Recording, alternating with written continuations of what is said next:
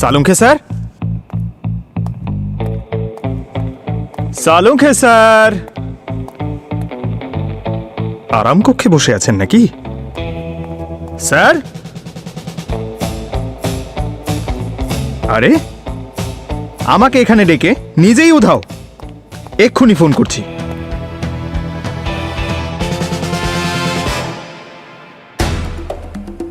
হ্যাঁ পঙ্কজ। আরে স্যার কোথায় আপনি? আমি কখন থেকে অপেক্ষা করছি। পঙ্কজ, আমি 15 মিনিটের মধ্যে পৌঁছেছি, তুমি একটু ওয়েট করো। ওয়েট করব? কোথায় ওয়েট করব? লেবে আর কোথায়? আরে স্যার এটা ল্যাব, কোনো গার্ডেন নয় যে আপনার জন্য বসে অপেক্ষা করব। কেন, কোনো প্রবলেম আছে? আরে প্রবলেম শোনার আগেই ফোন কেটে দিল। আরে দূর। এই,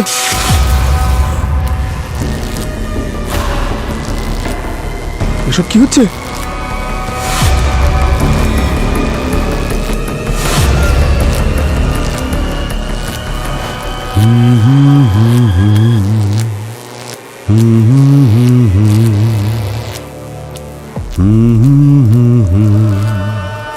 দাদা, আমি জানি এটা আপনার টেরিটরি।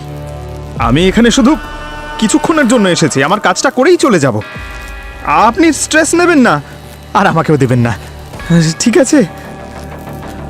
দয়া স্যারকে ফোন করি, উনি তাড়াতাড়ি চলে আসবেন।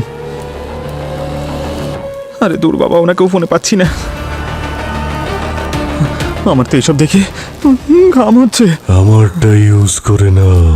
Thank you.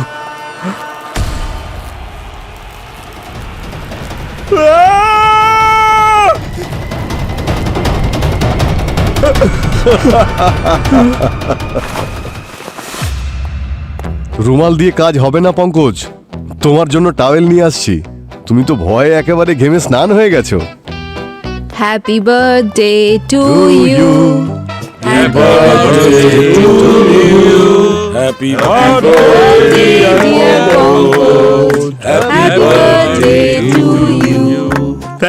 Thank you so much everybody. ভয় পেয়ে গিয়েছিলে তো?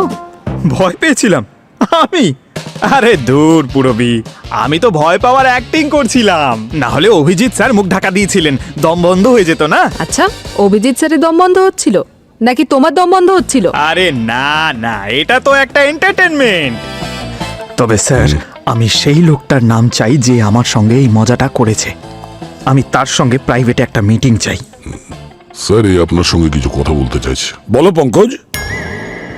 আরে স্যার মজা করেছিলেন? আরে স্যার, আপনার করা মজা আমার খুব ভালো লাগে সব সময়। কিন্তু স্যার, এই রকম মজা আমার সঙ্গে আর করবেন না প্লিজ। আমার হার্টটা দুর্বল, হার্ট ফেল হয়ে গেলে তখন। আরে পঙ্কজ, তুমি ফরেন্সিক ল্যাবে আছো, আর এখানে ডক্টর সালুকে কারোর অ্যাটাক হতে দেন না। আর তাছাড়া তুমি তো এনার ফেভারিট। কি ডক্টর সালুকে? পঙ্কজ, আমি সব অসুখের ট্রিটমেন্ট করি। তাহলে নিজের ট্রিটমেন্ট করো না কেন? আরে ভাই, না মানে আমি বলতে চাইছি যে স্যার আগে কেক কাটা হোক। হ্যাঁ হ্যাঁ হ্যাঁ প্লিজ। আরে বাহ, কি ফ্লেভার এটা! আরে গান গান। হ্যাঁ হ্যাঁ, happy happy birthday birthday you, happy birthday এক সেকেন্ড, এক্সকিউজ মি, এক মিনিট। হ্যালো, ইন্সপেক্টর অভিজিৎ বলছি।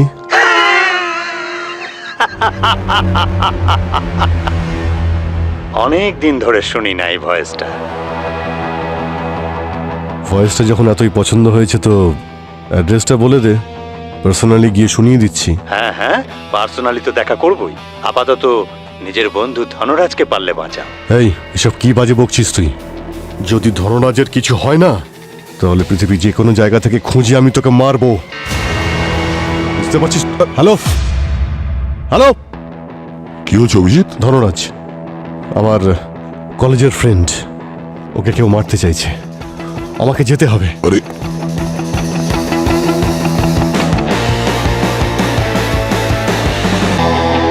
দয়া, স্যার, অভিজিতের সঙ্গে যাও, রাগের মাথায় কিছু করে না বসে।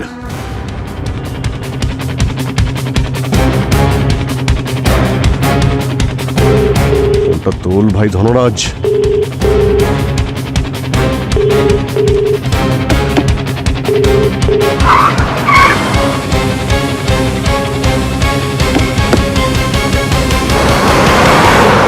স্যার, এই ধনরাজ স্যার কে? ধনরাজ অভিজিতের পুরনো বন্ধু, একজন পাবলিক প্রসিকিউটর।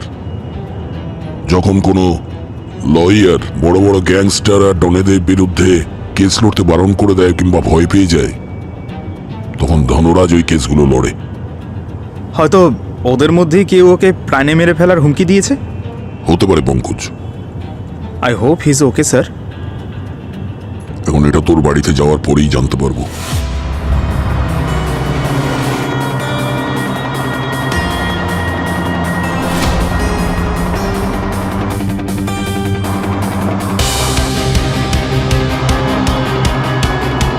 গাড়িটা এত স্পিডে কেন আসছে? Take positions.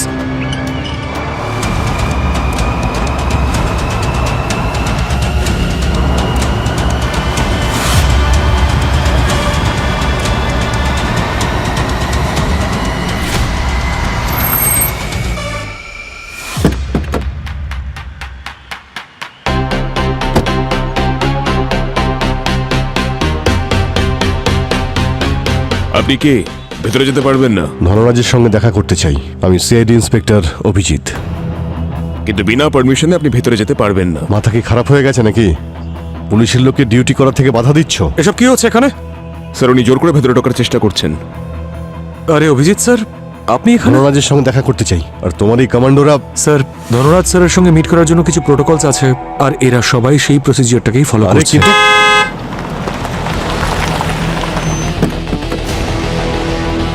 দয়া স্যার, যদি কোনো গেস্ট আসার থেকে ধনরাজ স্যার আমাকে আগে থেকেই বলে দেন, আর আজকের তো কোনো অ্যাপয়েন্টমেন্টও ছিল না, তাহলে আপনারা সবাই এখানে কেন? সব ঠিক আছে তো? কিছুই ঠিক নেই।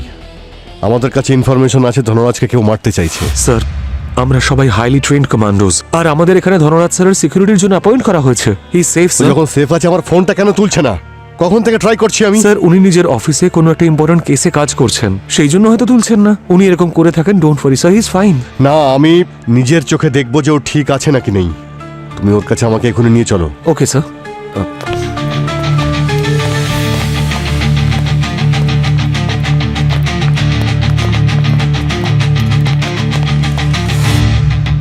Good morning, sir. Hi sir.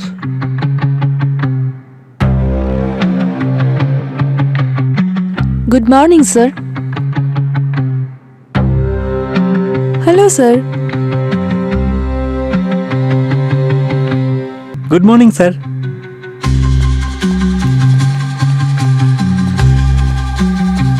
সবকিছু তো একদম নর্মাল, ক্রাইম সিন তো মনেই হচ্ছে না। হ্যাঁ স্যার, সবাই গুড মর্নিং বলছে, কেমন যেন সানডে মর্নিংয়ের ভাইব পাচ্ছি। স্যার, বাড়িটা এত শান্ত, একটু অদ্ভুত মনে হচ্ছে। কখনো কখনো এই শান্তি ঝড় ওঠার সংকেত দেয়। আরে ধনরাজ কোথায়? তুমি কি এদিক ওদিক ঘোরাচ্ছ? স্যার, আমি আপনাকে ধনরাজ স্যারের অফিসেই নিয়ে যাচ্ছি, এদিকে তো আসুন। চলো না ভাই। আসুন স্যার।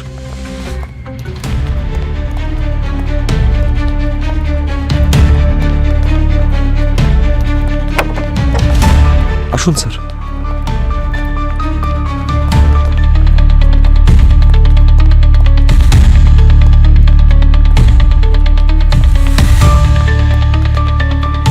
কি মজা হচ্ছে এটা। কোথায় ধনরাজ? কখন থেকে ফোন করছি, রিং হয়ে যাচ্ছে। আরে ধনরাজ কোথায়? কি টাইম পাস করছো তুমি? হ্যাঁ, এই, আমাদের কাছে সময় নেই, বুঝেছিস? তাড়াতাড়ি সত্যিটা বল, না হলে আমাদের আসল রূপ এক্ষুনি দেখাতে শুরু করব। স্যার,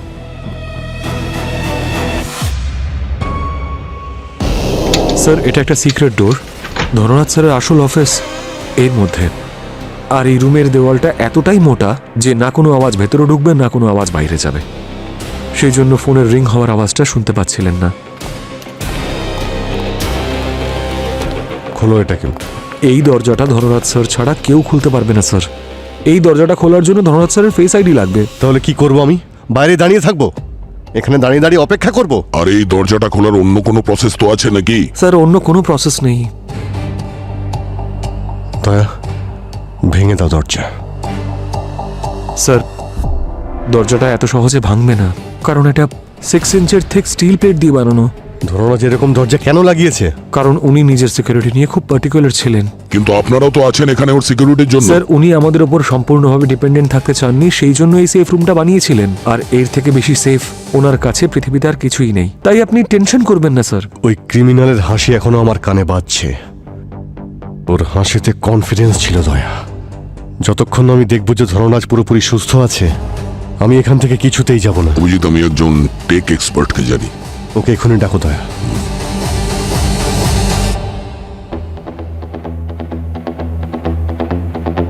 আচ্ছা, ধনরাজ বাবুর রোজ সকালের রুটিন কি কি করেন উনি? সকাল 6টায় উঠে পড়েছিলেন স্যার। তারপর আমি রোজের মতোই ওনার রুমে গরম জল নিয়ে গিয়েছিলাম। তারপর উনি জিমে যান আর 45 মিনিট ধরে ওয়ার্কআউট করেন। আচ্ছা, ব্রেকফাস্টে কি খেতেন উনি? স্যার ইংলিশ ব্রেকফাস্ট হতো ওনার, ওটাই উনি রোজ খেতেন। আসলে আমি আর রজনী মিলেই ওনার ব্রেকফাস্ট তৈরি করতাম। হ্যাঁ স্যার, কিচেনে ওনার জন্য সেম ব্র্যান্ডের মশলাই ইউজ করা হয়। 1 বছরের স্টকও রাখা আছে, যাতে টেস্টে কোনো রকম চেঞ্জ না হয়। আর আপনি কি করেন? আমি এখানে পরিষ্কারের কাজ করি। ধনরাজ স্যার সবকিছু পরিষ্কার পরিচ্ছন্ন পছন্দ করেন, তাই সেটাই করি আমি। আর আপনি, আপনার নাম? স্যার আমার নাম মোহন, আমি মালি। ধনরাজ স্যার ফুল ভালোবাসেন, তাই বাগানটা আমি দেখাশোনা করি। আর আপনি? আমি ওর ড্রাইভার ম্যাডাম, কিন্তু শুধু নামেই। শুধু নামে মানে? আচ্ছা, নাম কি আপনার? আমার নাম হলো ভিক্টর। ধনরাজ স্যার তো বাইরে তেমন বেরোতেনই না, ওই মাসে কি 2 মাসে একবার আধবার কোর্টে যেতেন। আচ্ছা, আজ সকালে আপনারা ধনরাজ স্যারের মধ্যে কোনো চেঞ্জেস লক্ষ্য করেছেন? অদ্ভুত কিছু? নো ম্যাম, সেম ওই রুটিনই ছিল। ইনফ্যাক্ট কয়েক ঘন্টা আগে তো স্যার আমাদের সামনেই ছিলেন, আর তারপর উনি একাই ওনার অফিসে চলে যান। উনি নিজের রুম লক করে নিয়েছিলেন স্যার। আর এমনিতেও উনি ছাড়া ওই রুমে আর কেউ ঢোকে না। আপনারা টেনশন করবেন না, স্যারের আগেও এরকম করেছেন। উনি 3 দিন ধরে সেফ রুমে বন্ধ ছিলেন, নিজের কাজ করছিলেন, বাইরে বেরোননি একবারও। হোয়াট? 3 দিন পর্যন্ত? তাহলে খাওয়া দাওয়া, ওয়াশরুম সেগুলো কি করে? ওই রুমে সব আছে স্যার, চা, কফি, ব্রেকফাস্ট, ফুড স্টল, আর হ্যাঁ, ওয়াশরুমও আছে। ঘরের সব জায়গায় সিসিটিভি লাগানো থাকে স্যার। বাইরের কেউ তো চাইলেও ঘরের ভিতরে ঢুকতে পারে না। এই যে দেখুন না স্যার, এখানে লাগানো আছে।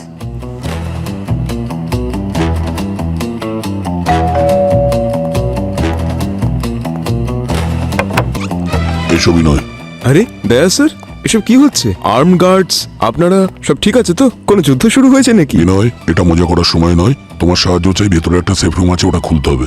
ওয়াও স্যার, ফাইনালি দয়া স্যার একটা দরজা খুঁজে পেলেন যা উনি ভাঙতে পারবেন না। এইসব বাজে কথা পরে শোনাস, এখন কাজে লেগে পড়। চল। হ্যাঁ স্যার। এ খুলতে পারবে তো? কাজে তো এক্সপার্ট, দেখা যাক কি করে।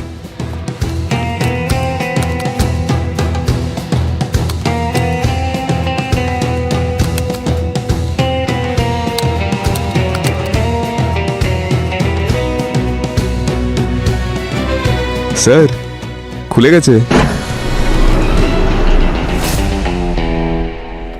আরে ধনরাজ, আমি কখন থেকে ফোন করছি আর তুই তো...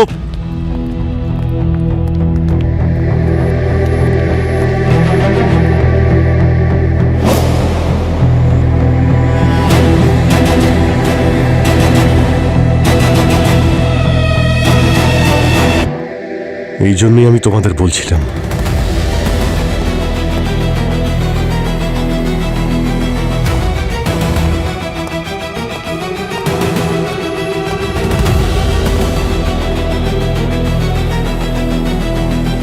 স্যার, ওনার ঠোঁটটা নীল হয়ে গেছে আর জিভটাও শুকনো। পয়জন কেস মনে হচ্ছে। ওঠাও বডিটা, সাবধানে।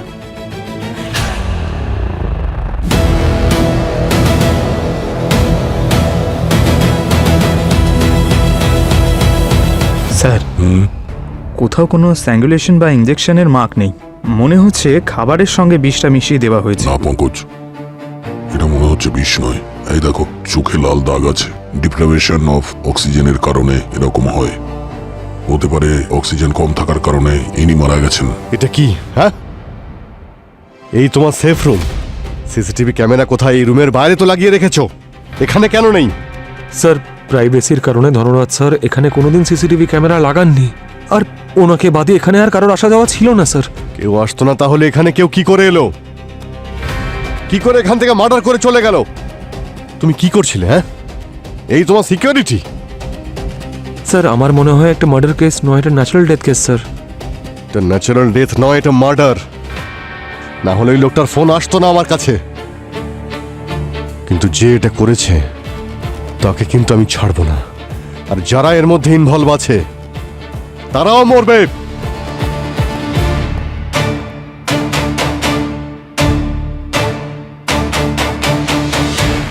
ধনরাজ ৩৫ জনকে জেলে ঢুকিয়েছিল, তাহলে এদের মধ্যে কেউ তো ওকে মারতেই পারে। হ্যাঁ, কিন্তু ওরা তো অনেক বছর ধরে জেলে, কেউ তো ছাড়াও পায়নি এখনো। কিন্তু কাউকে রুল আউটও তো করা যায় না। যদি না করে থাকে তো তাহলে কাউকে দিয়ে করিয়েছে। পঙ্কজ, যেখানে যত স্টাফ আছে তাদের ব্যাকগ্রাউন্ড চেক করেছো? হ্যাঁ স্যার, এজেন্সির সঙ্গে কথা বলেছি আমি, ওনারা বললেন যে 1 বছর আগে জয়েন করেছে সবাই। এমন কোনো মেজর কমপ্লেন নেই, তবে মাঝে মাঝে ছুটি করে এরা। স্যার, এই এজেন্সি থেকে আমার হাউস হেল্ড আসে, এত ছুটি নেয় না। তুমি ছুটি দাও ওকে? কি করব, দিতে হয়, ভালো স্টাফ আজকাল পাওয়া যায় নাকি? মিথ্যে বলছে স্যার, একটাও ছুটি দেয় না মনে হয়, প্রচন্ড স্ট্রিক্টও। আচ্ছা, তোমরা কোথায় সার্ভেন্টদের নিয়ে যাচ্ছ? হ্যাঁ, কি হয়েছে পঙ্কজ, যোগ শোনাচ্ছ? তোমার এটা মজা মনে হচ্ছে? না অভিজিৎ, ও এমনি। দয়া, তুমি এর মাঝখানে কথা বলো না। কেউ সিরিয়াসলি কাজটাকে নিচ্ছেই না। আর পুরবি, তুমি ওই কলারকে ট্রেস করেছো যে আমাকে ফোন করেছিল, নাকি ভুলে গেছো? এসবই এখানে চলছে, শুধুই মজা। কি কি বলছো তুমি অভিজিৎ? আমরা এখানে এসেছি কিছুক্ষণ আগে, আর পুরবি রিকোয়েস্ট পাঠিয়েছে হেডকোয়ার্টারে। ওই কলার ইন্টারনেট কলিং ইউজ করেছে, নেটওয়ার্ক জ্যাম করে কল করেছো। আর এই ধরনের কল ট্রেস করা সহজ নয়, সময় লাগে। বাহানা শোনার সময় নেই দয়া, খুব তাড়াতাড়ি খুনিকে খুঁজতে হবে। আরে, এখন কোথায় যাচ্ছ তুমি? বসুধার সঙ্গে দেখা করতে। ওকেও তো এটা বলতে হবে যে এখানে কি হয়েছে।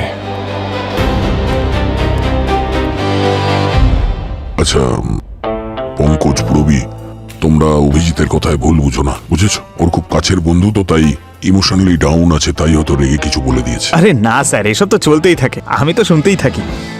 আচ্ছা, এই যে রাগ করে গেলেন, এই বসুধাটাকে?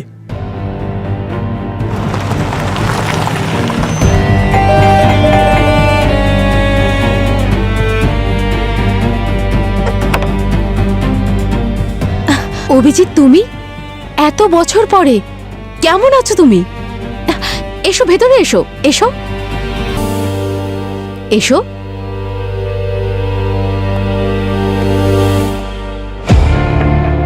কি হয়েছে অভিজিৎ, সব ঠিক আছে তো?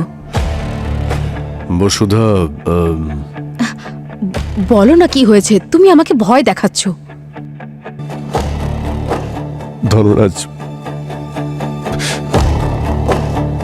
ধনরাজ আর বেঁচে নেই বসুধা।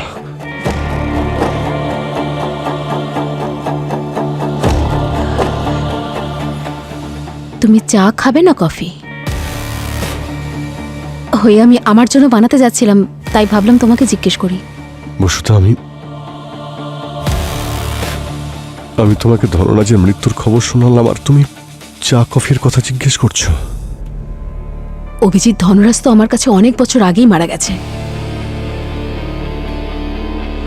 ও একজন সৎ আর দায়িত্ববান পাবলিক প্রসিকিউটর ছিল, কিন্তু একজন ভালো স্বামী কোনোদিনই ছিল না।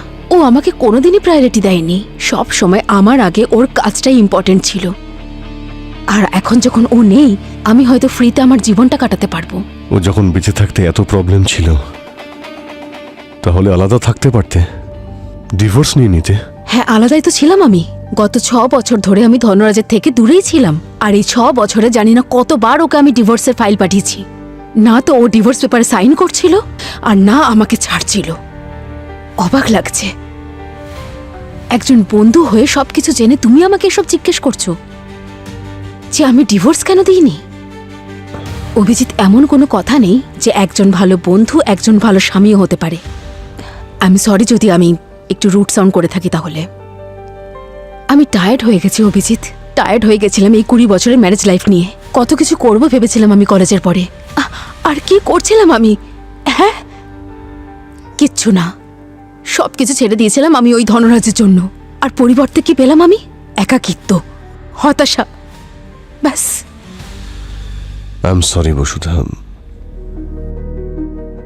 আমি তোমার দিক থেকে এটা কখনো ভেবেই দেখিনি। আমি কলেজ থেকে আজ পর্যন্ত ধনরাজের বন্ধু ছিলাম, তোমার বন্ধু ছিলাম না। I am sorry. কোনো ব্যাপার না অভিজিৎ, তোমার মতন বন্ধু পাওয়াও তো ভাগ্যের ব্যাপার। আর হয়তো আমার ভাগ্য অতটা ভালো না। বসুধা, খারাপ ভেবো না, এটা প্রোটোকল। যতক্ষণ ইনভেস্টিগেশন শেষ না হচ্ছে ততক্ষণ তুমি এই শহর ছেড়ে যেও না। I know, I also one of this suspect, না না, রাইট? তা ঠিক নয়। ফর্মালিটি, কোনো জিনিসের যদি প্রয়োজন হয় বা কোনো হেল্পের প্রয়োজন হয়, প্লিজ আমাকে ফোন করো। শিওর। ওকে।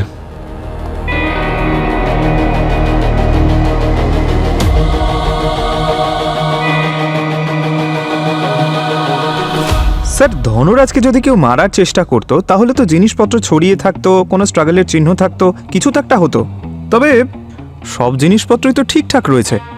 আর ধনরাজকে তো দেখে মনে হচ্ছে উনি মাথা রেখে টেবিলে ঘুমোচ্ছেন। স্যার, কোনো অ্যাটাকার যদি ধনরাজ স্যারের ওপর অ্যাটাক করার চেষ্টাও করতো তাহলে ওনার টেবিলের নিচে একটা প্যানিক বাটন আছে, সেটা প্রেস করতে পারতেন।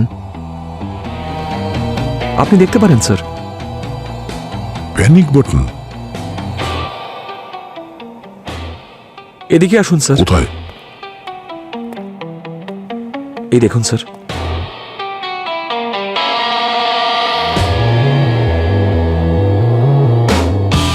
যদি এখানে প্যানিক বাটন ছিলই, তাহলে ধনরাজ বাবু এটাকে টেপেননি কেন? কি এমন হয়েছিল এখানে? এর উত্তর তো ডক্টর সালুকেই দিতে পারবেন। ভাই, এবার আমাকে ক্ষমা করে দাও। এবার আমি ক্লিয়ার করে কিছু বলতেই পারবো না। সরি ভাই। কেন ক্লিয়ার বলতে পারবে না? তুমি বলো না যে ফরেন্সিকে এমন কোনো জিনিস নেই যেটা তোমার জানা নেই। আরে ডক্টর সালুকে, আমরা এটা জানতে চাইছি যে ধনরাজের মৃত্যু ন্যাচারাল ডেথ না মার্ডার? আরে দয়া, আমরা এটা জানতে চাই, সেটা আমি জানি, কিন্তু আমি নিজেই বুঝতে পারছি না আমি তোমাদের কি বলবো যে এটা ন্যাচারাল ডেথ নাকি। তাহলে আপনি এটা বলছেন যে এটা মার্ডার নয়? না না, আমি সে কথা বলছি না। আসলে আমি এই কথা বলছি যে আমি বুঝতে পারছি না। হতে পারে এটা একটা মার্ডার, হতে পারে এটা একটা মার্ডার নয়, হতে পারে এটা একটা ন্যাচারাল ডেথ অথবা ন্যাচারাল ডেথ তুমি নয়। কি মজা করছো? ন্যাচারাল ডেথ নাও হতে পারে, আবার বলছো ন্যাচারাল ডেথ হয়েছে মনে হচ্ছে। আরে ভাই, আমি ডক্টর সালুকে, ক্রাইম সিনে তো আমরা পরিষ্কার দেখেছি এই ধনরাজের জিভ ফুলে মোটা হয়ে গেছিল। হ্যাঁ, এর ঠোঁট নীল হয়ে গেছিল, এর নোকটাও নীল হয়ে গেছিল, চোখে লাল দাগ এসে গেছিল। আচ্ছা, তার মানে তো এটাই যে সিমটমস সাফোকেশনের? তুমি একদম ঠিক বলেছো।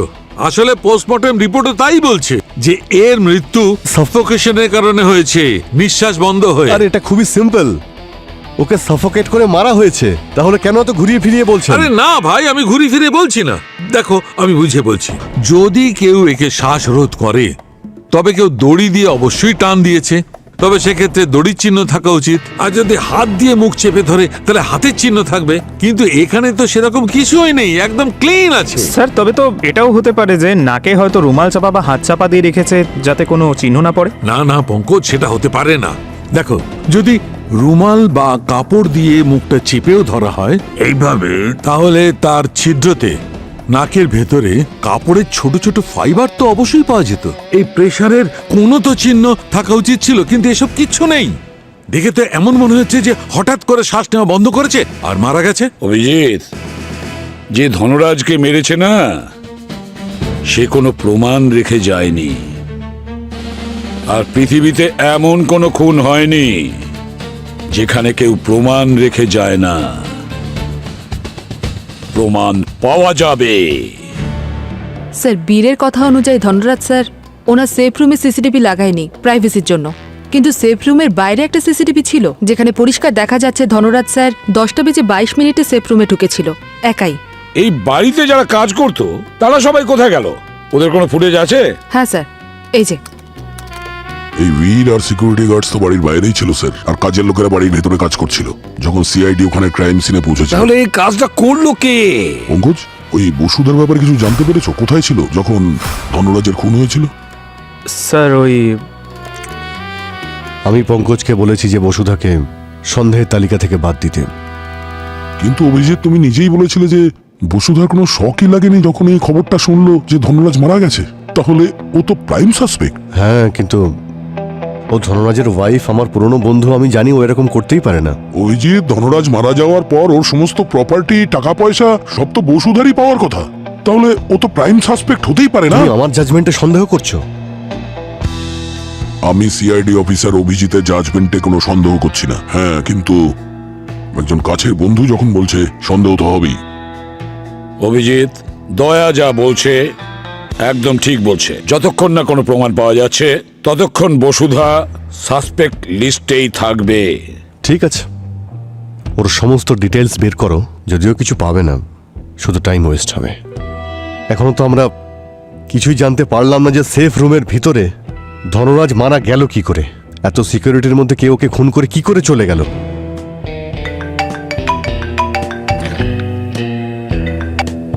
হ্যালো, ওকে স্যার, অভিজিৎ স্যারের কাছে ফরেন্সিকে যে খুনির ফোন এসেছিল তার লোকেশন ট্রেস করা গেছে।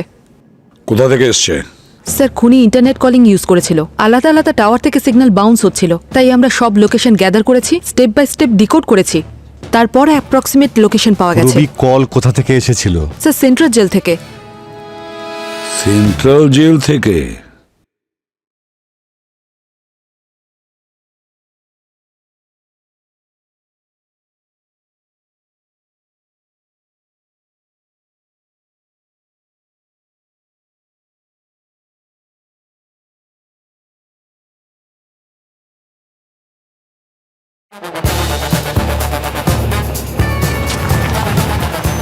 দেখুন স্যার, আমি রুলসের বিরুদ্ধে যাচ্ছি, কারণ কোর্ট অর্ডার ছাড়া কোনো কয়েদির সঙ্গে দেখা করবার পারমিশনই নেই।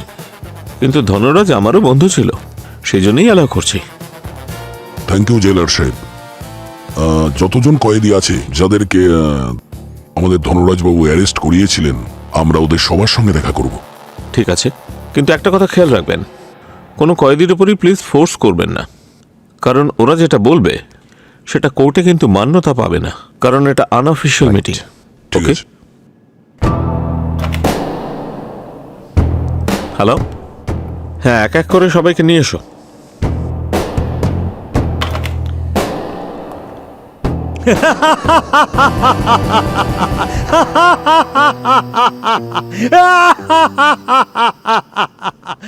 এ তো সেই হাসি দয়া যেটা আমি ফোনে শুনেছিলাম। এই হাসি জীবনে আমি কোনোদিনও ভুলতে পারবো না। এই হলো সেই।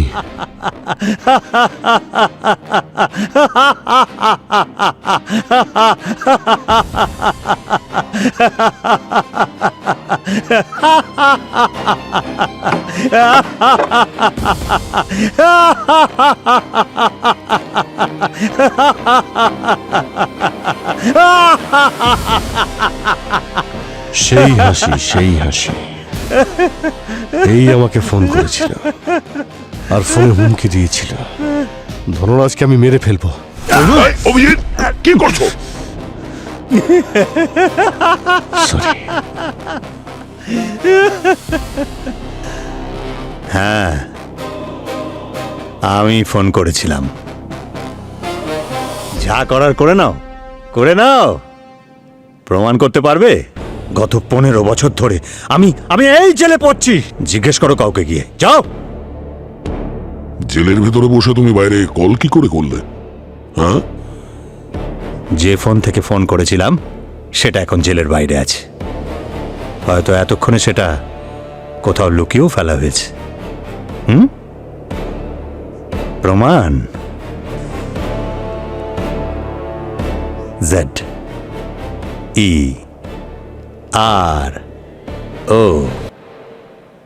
ZERO 0।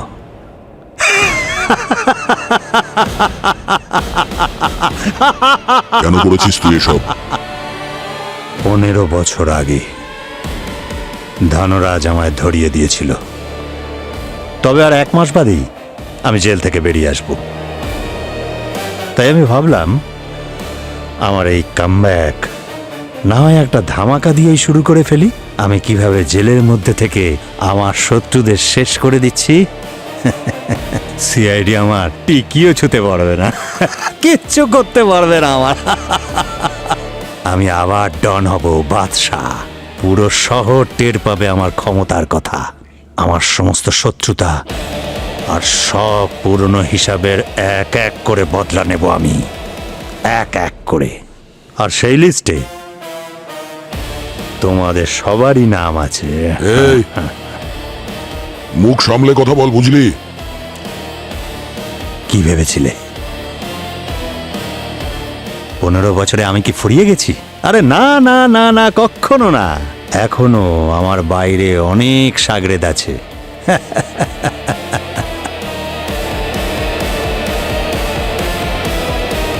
আমার একটা ইশারায়, স্রেফ একটা ইশারায় নিজেদের প্রাণ দিতেও তৈরি থাকে।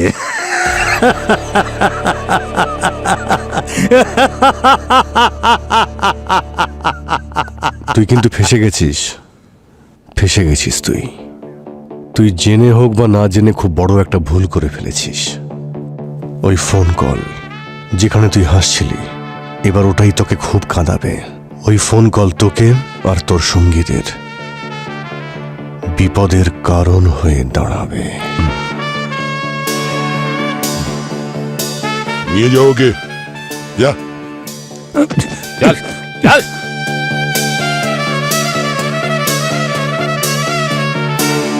একটা ব্যাপার নোটিস করেছো তুমি? ফোন কলের কথা শুনেই ওর মুখটা কেমন ফ্যাকাশে হয়ে গেল। কিছু তো রহস্য আছে ওই ফোন কলের। একটা রাস্তা তো পেয়ে গেছি দয়া। এবার এটা খোঁজ নিতে হবে যে জেলের মধ্যে বসে বসে ধনরাজের খুন ও কি করে করালো, বাইরে ওর সঙ্গী কে আছে যে ওর জন্য কাজ করছে।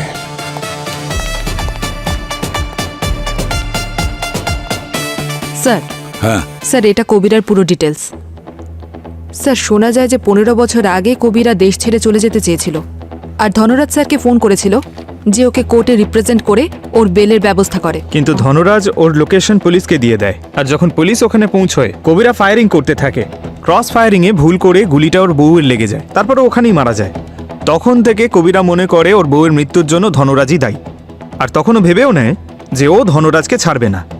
আচ্ছা, তাহলে কবিরের স্ত্রী ছাড়া ওর ফ্যামিলিতে নিশ্চয়ই কেউ আছে। স্যার শুনেছি ওদের একটা 10 বছরের সন্তান ছিল, কিন্তু এই ঘটনার পর সে এখন কোথায় সেটা জানতে পারিনি।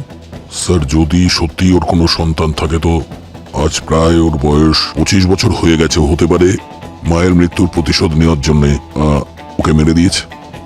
হ্যাঁ, কবির যখন জেলে তখন ওর সমস্ত কাজ কবিরের জন্য কবিরের ছেলেই করছে। একটা কাজ করো মুরবি, গত 15 বছরে কবিরের কাছে কে কে দেখা করতে এসেছিল তার একটা লিস্ট নিয়ে এসো, দেখি তো একবার। স্যার, তখনই সব ক্লিয়ার হবে। আর পড়ে রইল ধনরাজের সেফ হাউসের কথা। ধনরাজ মনে করতো সেফ হাউসে ওর কোনো কিছু হবে না, কেউ কিচ্ছু করতে পারবে না।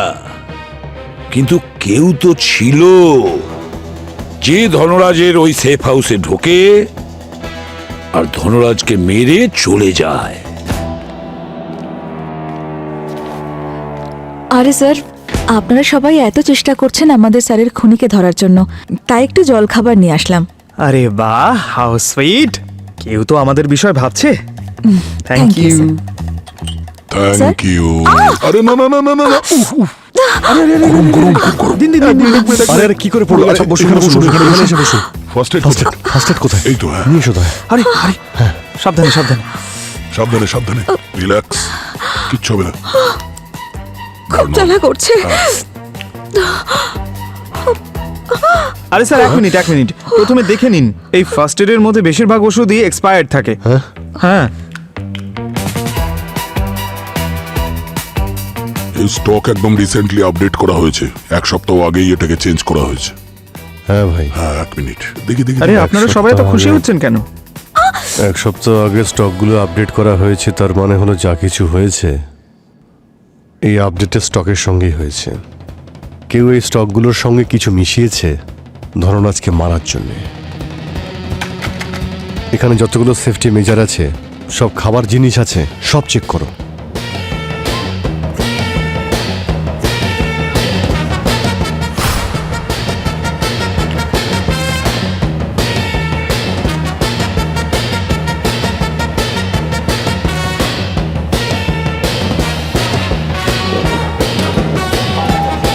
এই সমস্ত ফায়ার এক্সটিংগুইশার তো খালি। হ্যাঁ, দয়া, এগুলো তো ফায়ার এক্সটিংগুইশার। এক সপ্তাহ আগে যদি আপডেটের স্টকগুলো আসে তাহলে তো এগুলো তো ভরা থাকা উচিত। এক মিনিট স্যার, এই ডিভাইসটা দেখুন। এটা এখানেও আছে, এখানেও আছে, এখানেও লাগানো আছে। আচ্ছা, এইটাই মার্ডার ওয়েপন নয় তো? কিছু টাইমারের মতো লাগছে না? হ্যাঁ পঙ্কজ, এই সিলিন্ডারে কার্বন ডাইঅক্সাইড থাকে, CO2। না স্মেল, না টেস্ট, না কালার। আর হতে পারে এই ডিভাইসের জন্য আস্তে আস্তে ওই পুরো CO2 লিক হয়ে গেছে, আর একটু বাদেই ওনার দম বন্ধ হয়ে গেছে আর উনি মারা গেছেন। আর তাছাড়া এই সেফ হাউসটা তো একদমই সিলড। তাহলে এরই হাওয়া এর ভিতরে সার্কুলেট হতে থাকে, আর এই অক্সিজেন আস্তে আস্তে কার্বন ডাই অক্সাইডে বদলে যায়। সেই জন্যই ধনরাজ অজ্ঞান হয়ে যায়, আর অজ্ঞান অবস্থাতেই ও মারা যায়। সেই জন্য না কোনো শব্দ, না কোনো স্ট্রাগল হয়। রজনী, এই সেফ রুমের স্টক কে আপডেট করে? কে এখানে সবকিছু আপডেট করেছে? স্যার, এইসব কাজ তো বীরেরই দায়িত্ব। ও ছাড়া আর কে হতে পারে? পঙ্কজ, বীরকে নিয়ে এসো। স্যার,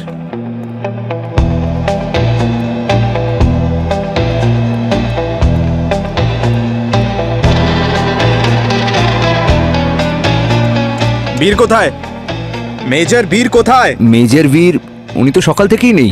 কেউ জানে না উনি কোথায় গেছেন। নেই মানে? হ্যাঁ, জানি না কোথায় গেছে, আর কাউকে কিছু বলেন উনি। আমরাও জানি না।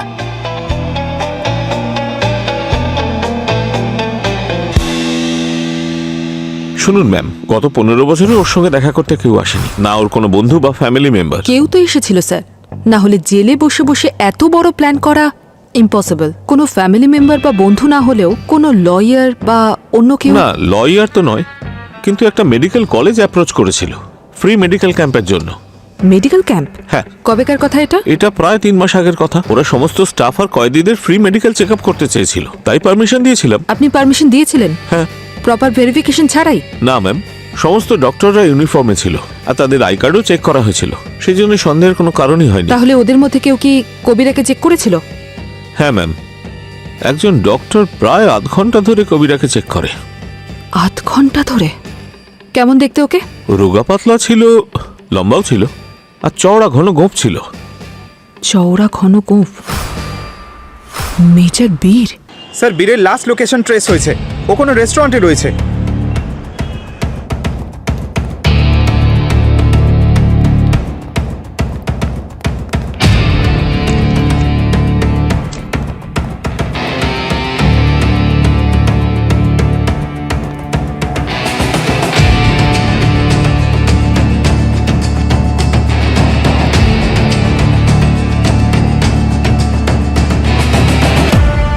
তোমার কাছে তো সবসময় বন্দুক থাকে, তাহলে ওই দিন ফায়ার এক্সটিংগুইশার দিয়ে ধনরাজকে কেন খুন করেছো?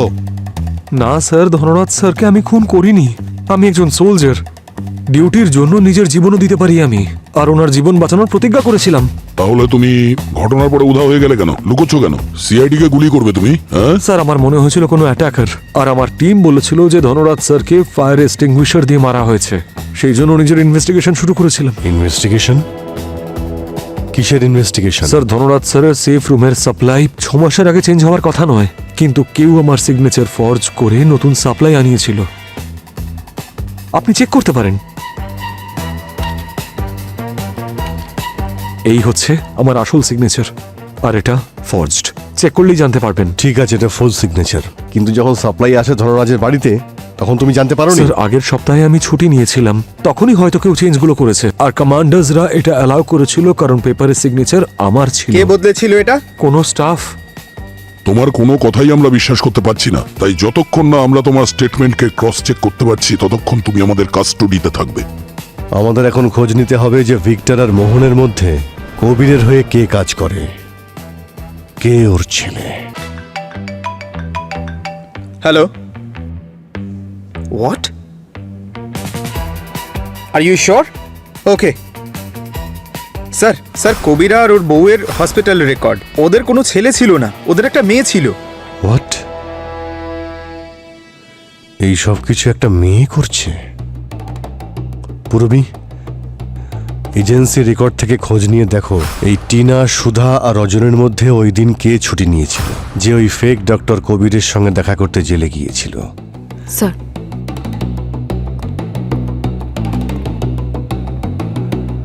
মেয়ে।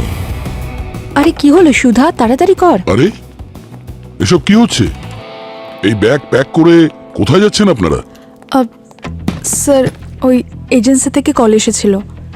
ধনরাজ স্যার তো আর নেই, তাই কোম্পানি আমাদের আবার ডেকেছে। এখন আমাদের অন্য কোনো ক্লায়েন্টের কাছে পাঠাবে। ও স্যার, কিছু জানতে পারলেন ধনরাজ স্যারকে কে মেরেছে? হ্যাঁ, সেটাও আমরা জেনে যাব, কিন্তু আচ্ছা রজনী কোথায়? দেখতে পাচ্ছি না। স্যার, ও তো সকালবেলা খুব তাড়াহুড়োয় বেরিয়ে গিয়েছিল। 3 মাস আগে রজনী কি ছুটি নিয়েছিল? স্যার, হতে পারে নিয়েছিল, কারণ আমরা তো প্রায় ছুটি নিয়ে থাকি। না না না না, আমি 7 জুনের কথা বলছি। কিছু মনে পড়ছে? স্যার, 3 মাস আগে হ্যাঁ স্যার, ও ছুটি তো নিয়েছিল। ও বলছিল যে ওর কোনো পুরনো আত্মীয়ের সাথে দেখা করার আছে। আমার ঠিক ডেটটা মনে নেই। কিন্তু স্যার, আপনারা রজনীর ব্যাপারে কেন জিজ্ঞেস করছেন? কারণ রজনী ধনরাজ বাবুকে খুন করেছে ওর বাবা কবিরার কথায়। কিছু বলে যায়নি? কোথায় গেছে? না ম্যাম। ওর বাড়ির অ্যাড্রেস, বন্ধু, কোনো আত্মীয় কেউ আছে? না স্যার, অ্যাকচুয়ালি ও নিজের পার্সোনাল লাইফ কারোর সঙ্গে শেয়ার করতো না। ঠিক আছে, আমাদের পারমিশন ছাড়া আপনারা শহরের বাইরে যেতে পারবেন। ওকে, থ্যাংক ইউ। পঙ্কজ, এজেন্সির থেকে এই রজনীর অ্যাড্রেস বের করো, আর পুরোপুরি মোবাইলটা ট্রেস করো। দেখো কোথায়, কতদিন পালিয়ে বাঁচবে। স্যার, লাস্ট লোকেশন রজনীর এখানে, এই বস্তিতেই ট্রেস হয়েছে। এজেন্সি থেকে রজনীর বাড়ির যে অ্যাড্রেসটা পেয়েছি সেটাও এটাই।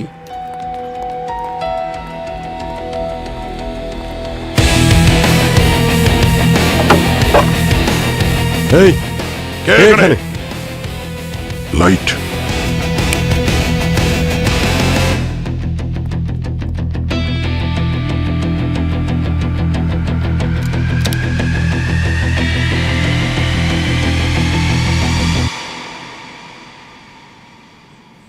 She's dead, sir.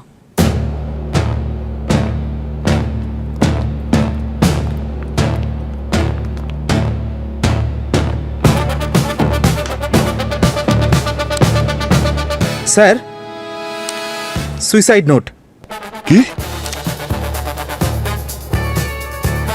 আমি রজনী, কবিরার মেয়ে। আমি আমার মায়ের খুনি ধনরাজকে মেরেছি। আমি সারা জীবন জেলের ভেতরে থাকতে চাই না, যেরকম আমার বাবাকে থাকতে হচ্ছে। তাই আমি আমার জীবন নিজেই শেষ করলাম। স্যার, তাহলে কেস তো সলভ হয়ে গেল। ও তো কনফেস করলো ওই ধনরাজকে মেরেছে। না পঙ্কজ, কেস এখনো সলভ হয়নি। কেস এখনো ওপেন আছে। এই রজনী লেফট হ্যান্ডেড ছিল, সব কাজই বাঁ হাত দিয়ে করতো। ও আমাদের চাও দিয়েছিল বাঁ হাত দিয়ে, তাহলে ও রাইট হ্যান্ড দিয়ে নিজেকে গুলি কেন করতে যাবে? স্যার, তাহলে খুনি কে, টিনা নাকি সুধা? 3 মাস আগের সিসিটিভি ফুটেজ চেক করি ধনরাজ বাবুর বাড়ির। যখন ডাক্তার সেজে কেউ গিয়েছিল জেলে কবিরার সঙ্গে দেখা করতে, জানতে পারা যাবে দুজনের মধ্যে কে ছিল, টিনা না সুধা। 15 বছর পরে বস এখানে আসছেন, উনি সব দেখে কিন্তু খুব খুশি হবেন। এমনিতেই আইডিয়াটা কিন্তু ওনার মেয়ের, বেশ বুদ্ধিমতী মেয়েও। তা কিন্তু জানিস ঠিক। কি বলছিল? বলছিল যে যখন বাবা বাড়িতে আসবে তখন ওনার সব কিছু নতুন নতুন লাগবে।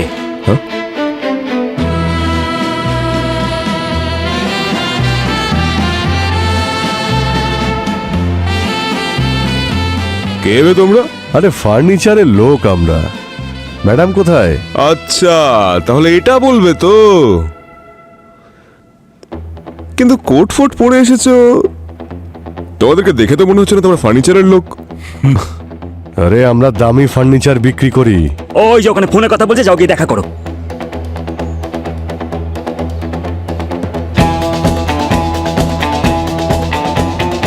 পুরনো সাম্রাজ্য নতুন করে শুরু করার সময় চলে এসেছে। আমরাই এই শহরে রাজত্ব করব। আমাদের অপেক্ষার অবসান হয়েছে। বাবা বাইরে আসছে। বাবা বাইরে আসবে না, কিন্তু তুমি ভিতরে অবশ্যই যাবে।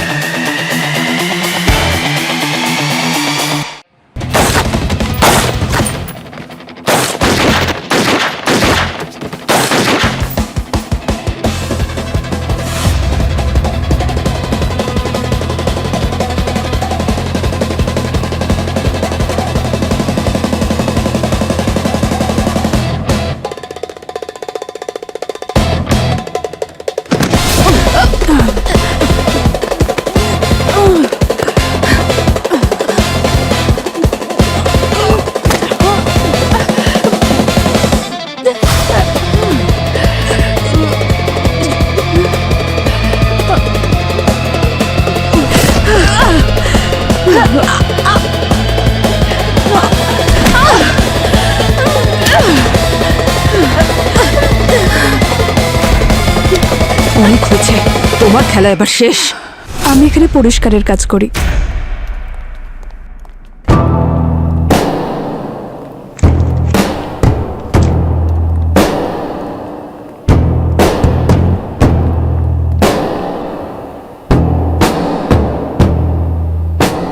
সুধা? হ্যাঁ, সুধা, তোমার মেয়ে। বলো সুধা, তুমি এসব কেন করেছো? মা মারা যাওয়ার পর আর বাবা জেল যাওয়ার পর আমি পুরনো কন্ট্যাক্টসের সাহায্যে দেশের বাইরে চলে গিয়েছিলাম, কিন্তু আমার জীবনের একটাই উদ্দেশ্য ছিল, ওই ধনরাজকে ওর পাপের শাস্তি দেওয়া। আর এই জন্যই ধনরাজকে আমি নিজের মিশন বানিয়ে নিয়েছিলাম। তুমি ধনরাজের বাড়িতে কি করে পৌঁছলে? আমি নিজের একটা মিথ্যে পরিচয় বানিয়েছিলাম, তার সাহায্যে আমি সার্ভেন্ট এজেন্সিতে পৌঁছাই। ওখান থেকে আমি ধনরাজের বাড়িতে সার্ভেন্ট হিসেবে কাজ করা শুরু করি। কিন্তু ওখানে আমি দিনরাত শুধু এটাই ভাবতাম যে আমি ওকে কিভাবে মারবো। তারপর আমি প্ল্যান করলাম। প্ল্যান করার পর 15 বছর পর প্রথমবার নিজের বাবার সাথে দেখা করার জন্য জেলে যাই। আর ওখানে আমি ওনাকে সবকিছু বলে দিই, পুরো প্ল্যান বলে দিই। এখানে তুমি ভুল করেছো সুধা। প্ল্যান তো তুমি করেছিলে, কিন্তু তোমার বাবা মনে করে যে সে জিতে গেছে, তাই আমাকে ফোন করে ফেলে। আমি আমার মেয়ের জীবনটা একেবারে শেষ করে দিলাম।